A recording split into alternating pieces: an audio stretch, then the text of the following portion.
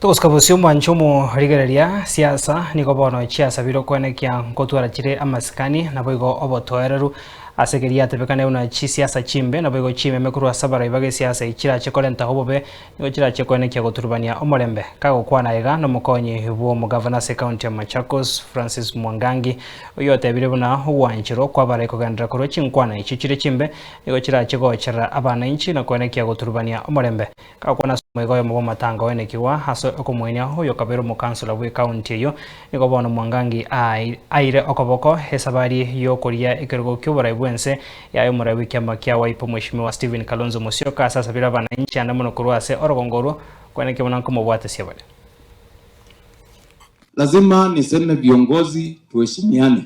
As much as we are saying we respect each other, kwa sababu as leaders anything that comes out of your mouth inaenda kwa raia, you cannot recall it. Tafadhali tukue na maturity in what we are doing. Siasa tutaendelea kufanya na at any given time we will have one governor. Itakuwa mbili, ni moja tu. Na mliamua 2022, hii ingine inakuja muamue na tuendelee. Ama namna gani? Sasa hii maneno tunakaa, nimesikia mtu amesema siasa imekuwa moto ukikuwa fanya. No, we don't need that. As a country, not even as a county, we need to respect each other and the principles of democracy. My party leader, wa Wiper Patriotic Front, God willing, next president of the Republic of Kenya, the 6th, Kalonzo Musyoka.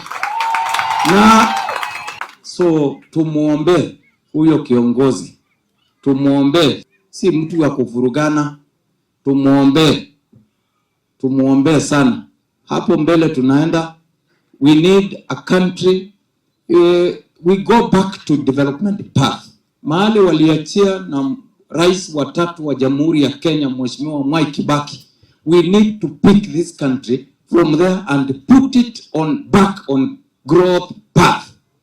Mahali kila mtu kutakuwa na usalama, mahali unyakuaji, uporaji na wizi mwingi hakuna, vitu kama hizo.